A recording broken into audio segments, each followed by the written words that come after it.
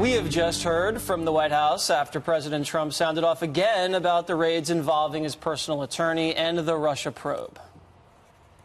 The president certainly has been clear that he has a very deep concern about the direction that the special counsel and other investigations have taken. This investigation started off as Russia collusion, of which there was none. That has been very clear that nothing has come up over the last year, and the president has spoken at length on this topic. While the media continues to focus on this, despite the fact that there's been no evidence after a year, we're going to continue to stay focused on the issues. This morning, the president fired off another furious tweet calling the Russia investigation fake and corrupt, headed up by all the Democrat loyalists. He has said Mueller is most conflicted of all except Rosenstein, who signed the FISA and Comey letter. No collusion, so they go crazy. As the president fumes, some lawmakers are trying to get a bipartisan bill passed to head off any attempt by the president to fire the special counsel. Sarah Sanders said yesterday it is within Mr. Trump's jurisdiction to do so. I think that the president has been clear that he thinks that this has gone too far. Does the president believe he has the power to fire special counsel Robert Mueller? Does he believe that's within his power? Certainly believes he has the power to do so. All right, Kimberly, let's start with the raid that we didn't get a chance to talk about the other day. It looks like they've been investigating Mr. Trump and now President Trump for almost 2 years. They've found no evidence of any crime nor any Russia collusion evidence. And they're now going off into his personal attorney to, I guess, look for payments to Stormy Daniels. And now it looks like it's an FEC violation. Where do you think that's headed? Well, can you imagine, though, when at the inception where this investigation was supposed to go and now where it has traveled far beyond what the original initial scope is? Now, if you come across something while you're doing an investigation, that's one thing. Right. But nevertheless, there's been such kind of a wide swath and cast here trying to get anything that they can, it seems, in terms of trying to bring something against the president through Michael Cohen, et cetera. Obviously, they're not going to overlook if there is any wrongdoing. But nevertheless, let me tell you something, because I had a case where I prosecuted for homicide 2 attorneys. Very complicated to do because all of the things in their house when we had the search warrant issued have attorney-client privilege on them. They are privileged, they are confidential. And you have to get appointed a special master to go through all of those documents to make sure that you are not taking anything improperly. The clean team, right? And here they refer to it as a clean team. Exactly. So they had to go through his hotel room at the Lowe's, okay, his apartment, and the office. So they got a judge to sign off on this. They have to have, and they better have, some really compelling probable cause and evidence to be able to support this kind of stuff. Because every American, it doesn't matter if you are a Democrat, a Republican, a Libertarian, leaning Green Party, whatever you want to do, this can happen to you as well. The safeguards of the law exist for a reason, so they will not be abused to protect the rights of American citizens. Guess what? Including the President of the United States and his personal legal counsel. So from here, let's see what they're able to come up with. This is very aggressive and heavy-handed. There isn't any legal scholar that I've listened to that doesn't, agree that this is an aggressive move and really unprecedented. Yeah, Alan Dershowitz the other day said that the constitutional rights of Michael Cohen were violated. People are saying this is a little unfair when you look at how Hillary Clinton was treated.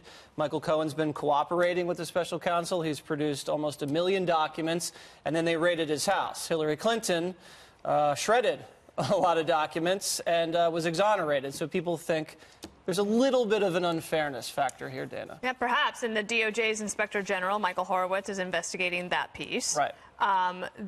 Michael Cohen himself said yesterday on television that the FBI was very courteous and respectful. He had no problem with that. He said it's not pleasant. He doesn't like it. But there was all that. Then you find out about the process and the high bar that you have to clear with a judge and others, including political appointees like Rod Rosenstein that have to sign off on this type of thing. And if I don't know if it really is all about Stormy Daniels, I have no idea. But that whole payment situation is such an own goal. And whatever happened with the Wall Street Journal finding out the information in January, issuing that story, then she comes forward and all of this stuff is coming all together. I know that all of this stuff happened before the election. Right. But if they brought it into the presidency. Right. And so I don't know what all they're going to find. I think that obviously the country has a lot going on with many different things, like we're going to talk about in the next segment, of possible military action against a really bad actor. But I also think that the system, looks to me, is working the way it is supposed to. So I guess, yeah, on a technicality, you're right, it is. But I mean, if you make a payment, Greg, to someone for $130,000 in the midst of a campaign, and you don't report it to the FEC, I guess that's some sort of campaign finance violation. You could serve up to 5 years in prison and face $25,000 in fines. That would probably be how they're trying to squeeze Cohen, maybe to flip Cohen on Donald Trump. Yeah, perhaps. I think, and it didn't something similar with Obama and a campaign violation he had to pay a fine for, but you can look that up if you want. Look, you brought up Dershowitz briefly. He's no fan of Trump. He voted for Hillary. He doesn't even think, I don't even think he thinks Trump is a good president. But I haven't seen one person disagree with Dershowitz without first impugning his motives. And that's always a sign for me that they can't argue with Dershowitz if you have to go straight to insulting him, like what I think it was Toobin said to him a couple of weeks ago. It said, like, what happened to you? That's when you know you're winning. But here's the narrative. So you got this outsider, right, who's elected to disrupt the system, and boy, does he disrupt the system. This is a truly radical presidency, and we're watching it all over the place, from North Korea to what's happening with China and everything. The system is disrupted. The media is convulsing. The Democratic Party is wandering in a haze. So the opposition is going through all their tools to unseat this guy. And they find this one weapon that they weren't originally looking for to remove him. And it's something that happened before the election. Nothing I've said here is false. That's exactly what's happening. We had a radical elected to the government who has disrupted the system, and now there's an opposition trying to unseat him with something that happened before the election. They tried to do it with the Access Hollywood, too. Right. Now, the public is going to sense this. If this is why I have to wonder if the anti-Trumpers are thinking this all the way through, because the public will sense that this is a political coup using past personal behavior, and this is going to turn Donald Trump into a folk hero, a combination of Johnny Appleseed and Paul Bunyan, because he's going to appear to be the victim, because you're taking him out not over policy, you're taking him out over personal behavior that occurred prior to the election. Right. If you hate Trump, get a load of Pence. That's all I got to say. He's going to make Ronald Reagan look like Abby Hoffman. Okay, Juan, do you think that there is any overreach in terms of raiding the president's personal attorney's house and office and hotel room? No, but if there is, it would be a tremendous act of indiscretion, as we just heard Kimberly describe it, I thought, quite accurately. But I ask all of you to consider for a moment that, in fact, the people who approved this, Jesse, are all Republicans. Right. We're talking about the FBI Director, Christopher Wray. We're talking about Rod Rosenstein, who's the Trump appointee as the Deputy Attorney General. We're talking about Jeffrey Berman, who's the U.S. Attorney in New York. They all had to approve of this step of the FBI going in to Cohen's hotel room, Berman office, and office. I think he might have recused. No, I don't know, but Okay. I don't know that for a fact. But what I do know is this, that Trump, in essence, brought this on himself. So we can talk about, people who hate Trump and all that, but it was President Trump who said last week that he knew nothing about the payment of money by Michael Cohen, technically his lawyer, some people say is his fixer, to this woman, Stephanie Clifford Stormy Daniels. Then it turns out that once he says that, there is no lawyer-client privilege, because if that's the case, he's not representing the President of the United States.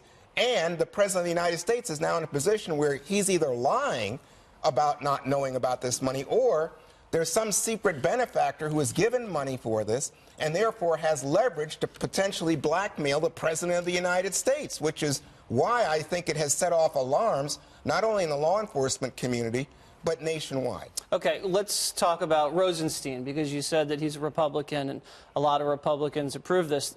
He does have some conflicts. We know the president mentioned those during his tweet storm, as they like to say. I mean, he's overseeing an investigation of obstruction of justice over the firing of James Comey, and he was the one that authored the letter recommending the firing of James Comey, and then he was the one who appointed Mueller. He also signed off on all the surveillance warrants.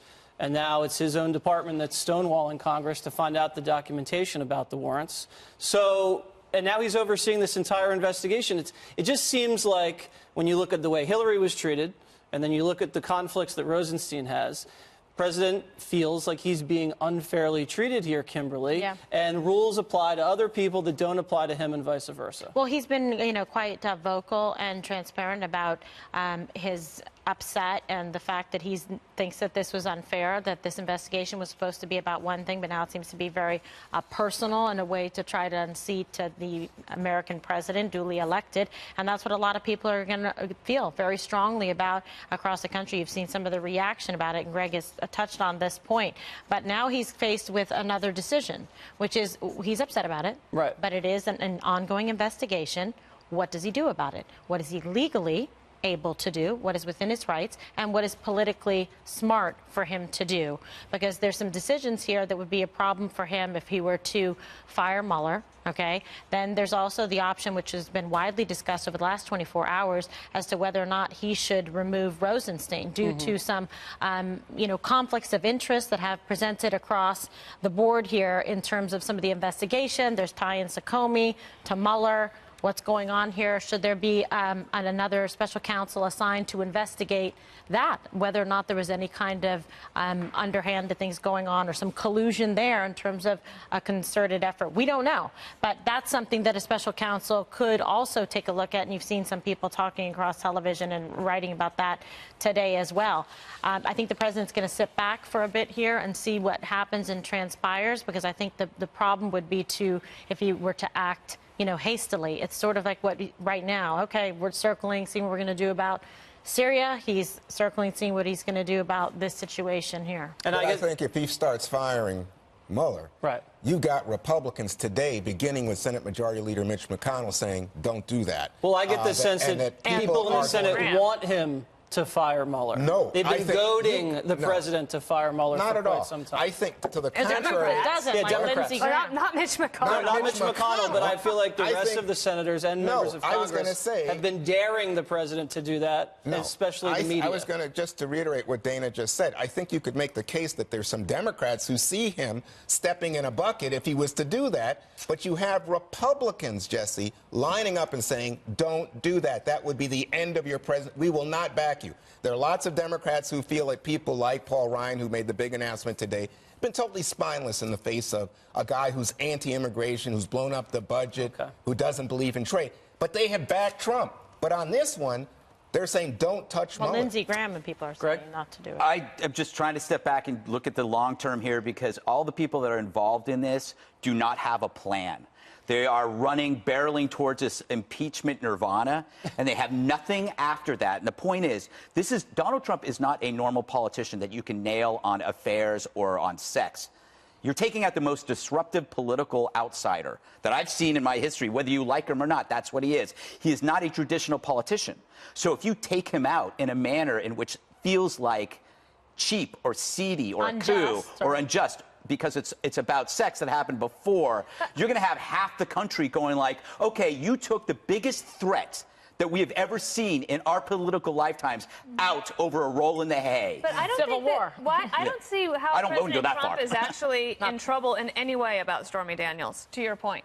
I think Michael Cohen could possibly be because of that decision, but I don't see it actually bearing any problems for President Trump, except for possibly PR. But you can't impeach somebody for that. I know that they don't like him. No, you know what? I probably conflated two things. What I've been reading is that they're hoping for such a wave of Democrats that they will do the impeachment. Right, but it's not going to be because of Stormy Daniels and sex and things. I think they're hoping I think that's a problem for him. Dana, to your point, it's interesting because unless a president had already prior gone in and made statements and was interviewed by Mueller, and there were perhaps inconsistent statements, false statements, anything like that, by which then they could, impeach him with materials that were found, obtained, and there'll be legal battles over whether any of that can be, introduced or used as well. Was it lawfully obtained? So this is, not going to, sad to say, it's not going to end quickly. No, I think it's safe to say the president will not be sitting down with the special counsel's office after the raid. Not anymore.